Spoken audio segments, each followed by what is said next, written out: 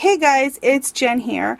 I'm back with another video on storage ideas with reusing things that we already have to create better storage. The first thing I wanted to show today were these mayonnaise jars. All I did was, I took the label off and cleaned them, and I just put ribbon around them. Hot glued ribbon on, and it's a great way to store my buttons and flowers and different things that I have a large quantity of.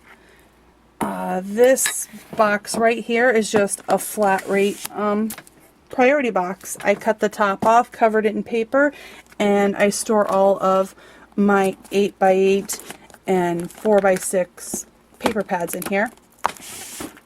Here's another medium flat rate box. All I did was just cut it off at the top, cut it down, covered it in paper, and added some embellishments, and it's a great way to store all of my paper pads. So I organize them.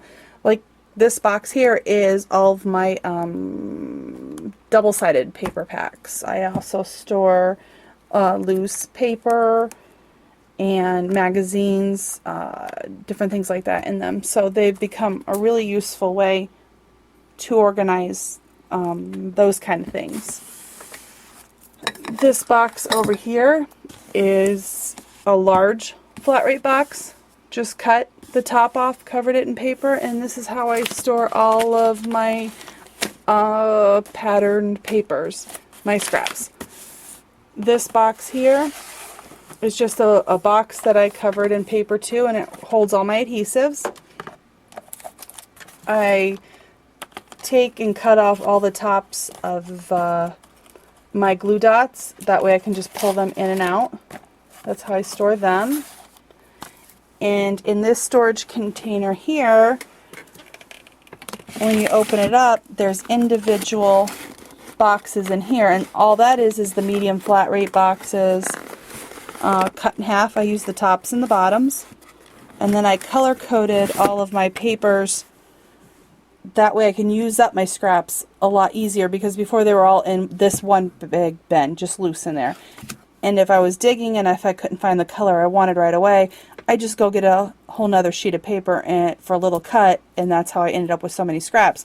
So now that I'm hoping once I've organized this, I'll be able to find my colors easily and be able to use the scraps instead of wasting them.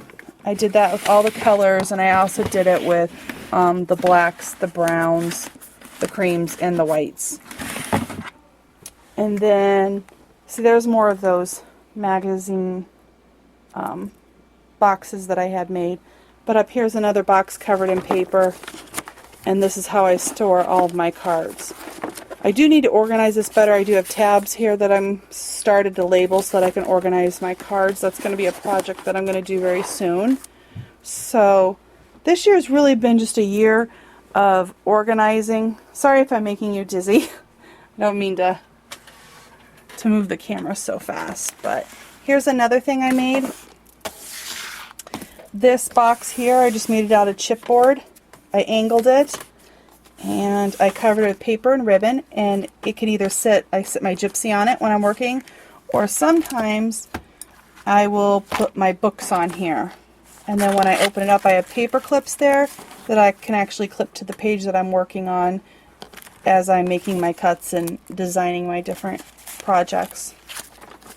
And one more thing to show you guys is right back here, what I have my Cricut sitting on, my Expression sitting on.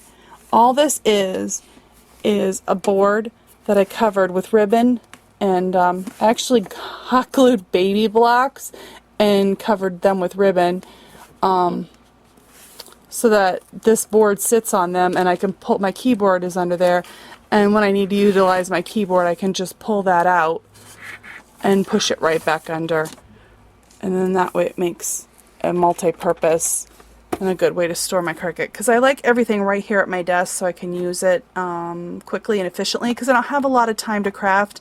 So when I do craft, I want to be able to access everything fairly quickly and get my project done, so that way I can, get on to spending time with my family or other activities that we have planned. So I hope this helps in different ideas of how maybe you could reuse some things that you have around the house to make storage for your different crafting supplies.